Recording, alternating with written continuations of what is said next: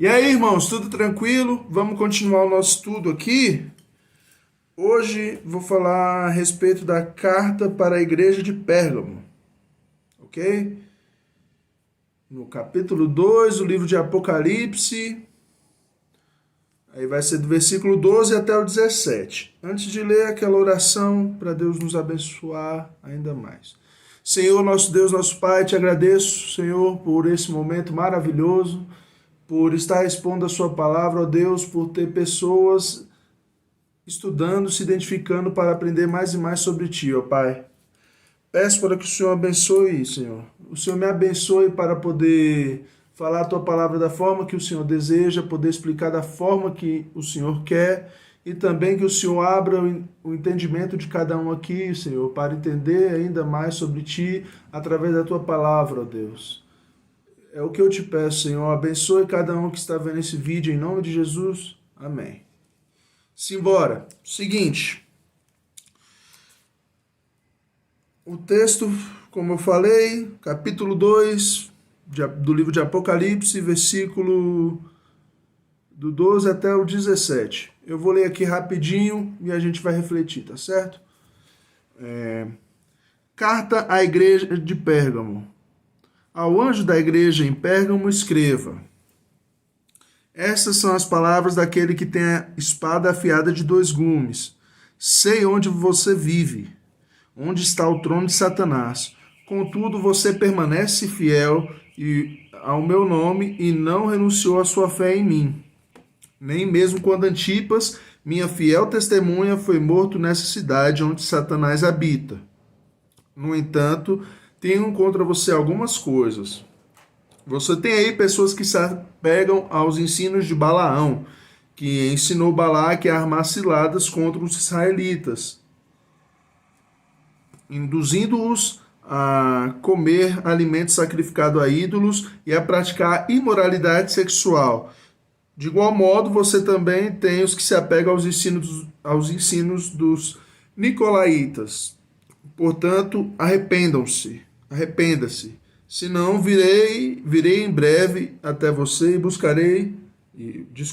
e lutarei contra eles com a espada da minha boca. Aquele que tem ouvidos para ouça o que diz a igreja. Ao vencedor darei do maná oculto.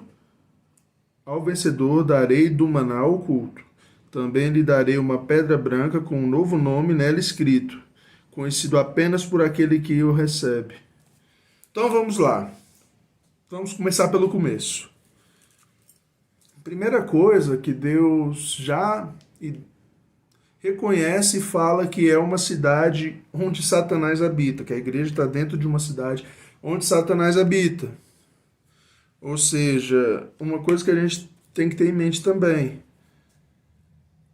Apesar da cidade ser boa ou ser ruim, a igreja pode ser boa ou ruim. A partir do momento que Deus declara que a cidade habita,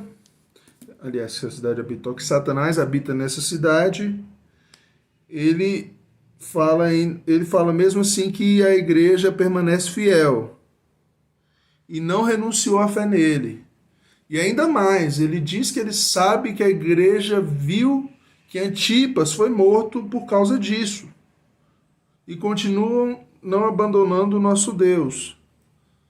Tem gente que abandona Deus porque sofre bullying no Facebook. Tá certo? Temos que ter cuidado com isso. Então, a gente continua com a seguinte ideia. Ele, no versículo 14, o Senhor fala a respeito do que ele tem contra a cidade. Vamos lá.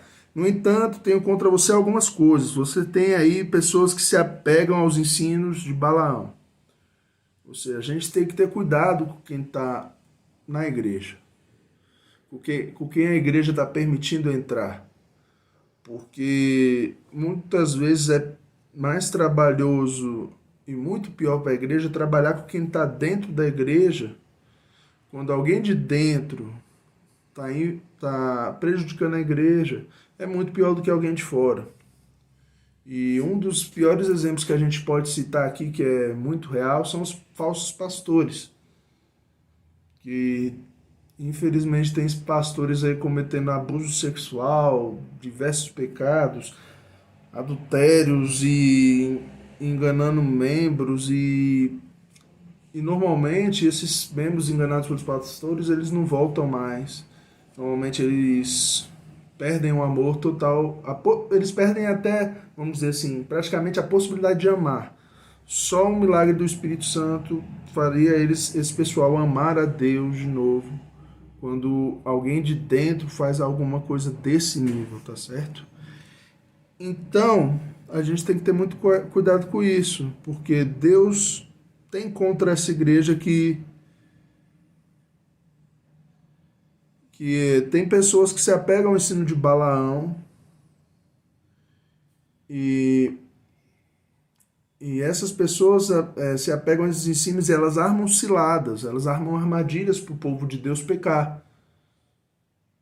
E isso é muito fácil da gente pensar, raciocinar na igreja de hoje em dia. Muitas igrejas, até pastores e líderes, eles vêm com ideias que não são bíblicas, sabe? Para querer confortar o coração dos membros, para querer ser mais agradável aos membros, muitos pastores começam a tratar o homem como praticamente Deus, ou fazer promessas que Deus não fez aqui na terra, ou trazer ensinamentos que Deus não ensina, coisas desse tipo.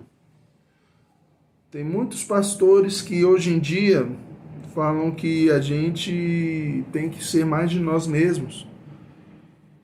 Isso é um discurso que funciona no coaching, mas para o cristão não dá. Não dá para a gente achar que somos bons quando a Bíblia inteira fala que somos péssimos. A Bíblia inteira fala que somos pecadores, que somos nada, que só somos salvos pela graça de Deus. Não adianta a gente querer buscar algo diferente, querer ensinar algo diferente da palavra de Deus, que aí não é cristianismo, aí é outra coisa. Tá entendendo? E isso a gente tem que ter cuidado quando a gente lê essas coisas. Porque aqui, ó, induzindo-os a comer alimentos sacrificados a ídolos. Aí beleza, você fala, as igrejas não fazem mais isso hoje em dia, mas quantas igrejas induzem fiéis a pecar? Quantas igrejas são comandadas por pastores que abusam sexualmente? Quando eu falo abusam da sua autoridade de forma sexual, e quando eu falo isso, não é só questão de estuprar ou coisa assim, é iludir mesmo. Sabe, usar o seu cargo para seduzir pessoas dentro da igreja, seduzir mulheres, ou então até lubridiar biblicamente, se for um caso de uma pessoa que não tem tanto conhecimento, fala coisas absurdas da Bíblia, entendeu? E não são poucos casos. As igrejas também estão dando um recado muito ruim ao mundo. Estão falando para o mundo amar mais a si mesmo. Que pelo fato de sermos filhos de Deus, temos que nos amar, que Deus fez a gente perfeito e tudo mais. Não. O pecado veio lá de Adão, aqui a gente já está uma bosta. A gente já nasceu pecador e só vamos ser santos lá no céu. A gente está sendo santificado aqui, mas só vamos ser santos no céu. Então isso não existe. Tá certo? E aqui fala também que além desses de quem se apega ao ensino de Balaão, ele também se apega ao outro lado, os nicolaítas. Sabe? Então é uma igreja que tá tendo muita gente de dentro ensinando coisa errada, ensinando coisa que não está na Bíblia. E isso pode ser sentido hoje através de nossas igrejas. Tanto de coisa que ensinam que não está na Bíblia, que meia hora de Bíblia todo mundo ia discordar, mas é mais agradável. É mais agradável você ouvir que você é bom do que você ouvir que você é um pecador que não faz bosta nenhuma de bom. Que você ouvir que tem que se arrepender, que Deus quer que você se arrependa. Tá entendendo? E é o contrário, é justamente o oposto que ensinam. Ensinam que a gente é perfeito, ensinam que a gente tem que ser mais você mesmo. Aquela coisa motivacional assim, que funciona para o mundo. Funciona, por exemplo, você trabalhar melhor, funciona para você, sei lá, criar seus filhos melhor e tal, viver, melhorar seu humor. Mas não é isso que a palavra de Deus ensina para a gente, e a gente, como pastor, como líder religioso, a gente tem que focar nisso. Nada contra coach, nada contra psicólogo, nada contra esse pessoal, mas cada área é sua área. Não adianta querer colocar princípios de coaching que não tem na Bíblia, dentro da igreja. Cara, vai, faz seu curso de coaching, acha o seu coach, acha o seu psicólogo e desbrava a sua inteligência emocional com ele, mas fora isso, isso não é ensinamento da igreja. Isso aí é uma forma que você aprendeu a lidar com as suas emoções vivendo, entendeu? E, e Deus novamente chama mais uma igreja ao arrependimento. Então, para de achar que a gente é legal. Se arrependa. Pecou, se arrepende de verdade. O pecado é muito sério, não é errinho, não é besteira, não é coisa pequena. Deus perdoa se houver real arrependimento. Não é que você diz, eu amo Jesus. E Deus sonda o seu coração. Se você não amar Jesus de verdade, não adianta nada você propagar que ama. Tá entendendo?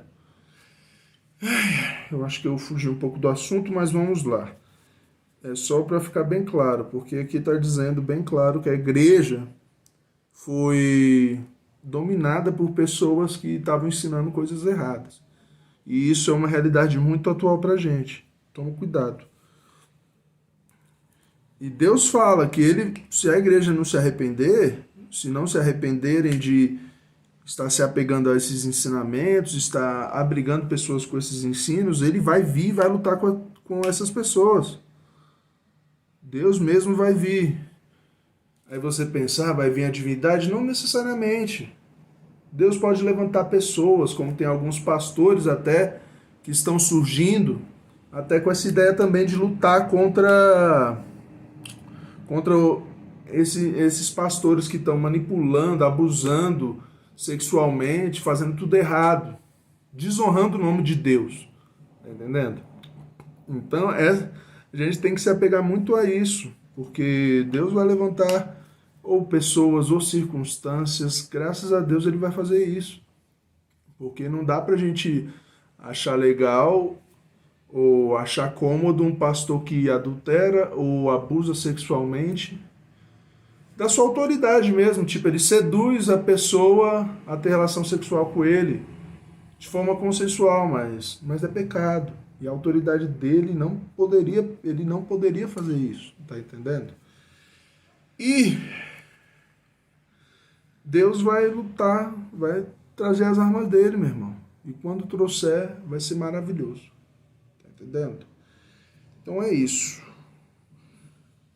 No último versículo, vem as promessas, no versículo 17. Aqueles que têm ouvidos, ouça o que o Espírito diz à igreja. Ao vencedor darei do maná escondido, também lhe darei uma pedra branca com um novo nome nela inscrito, conhecido apenas por aquele que a recebe. Então, assim, essa é uma promessa de Deus para quem se arrepender, para quem vencer essas práticas, para toda essa igreja. O que quer dizer esse maná oculto? O maná oculto é como Jesus, ele, por exemplo, se trata como o pão da vida. É um alimento que preenche o corpo e também a alma lá na eternidade. Então, é uma coisa que vai muito além. É um alimento que Deus dá para a eternidade, que alimenta a alma, que alimenta a pessoa por completo. Tá entendendo? E uma pedra branca com um novo nome. Esse é mais complicado um pouco. Vamos dizer que é um mistério de Deus. Deus muitas vezes na palavra, em algumas vezes ele mudou o nome das pessoas. Foi Abrão, foi de Sara, ele mudou o nome e esse nome deu um novo destino, vamos dizer assim. Mas esse novo nome é além disso, é algo celestial, que muitos acreditam que é uma concessão divina, que, ou seja, que Deus está dando um propósito para aquela pessoa, que está escrito que só aquela pessoa vai saber, só que é na eternidade, não é aqui, não é tipo a missão da vida da pessoa aqui, como foi o caso de Abraão, que mudou o nome, deu um novo destino, Jacó para Israel, tá? É algo além disso ainda que a gente só vai saber na eternidade por completo. Tá entendendo? Então é isso. É isso que a gente tem que ter em mente. A gente tem as promessas, aqui tem vários erros, várias realidades que contemplam a igreja atual e a gente não pode ignorar. A gente não pode passar por cima disso, porque Deus está alertando a gente. Esse livro Apocalipse é profecia pura. O mundo está... Cada vez mais profecias da Bíblia estão acontecendo e a gente está aí... O amor está esfriando. Mas tem muito para esfriar ainda. Então vamos cuidar disso, ok? Vamos continuar estudando. A próxima igreja vai ser a de Tiatira. E a gente vai conversar no próximo vídeo, tá certo? Que Deus abençoe. Amém. Uma ótima semana. Abraço.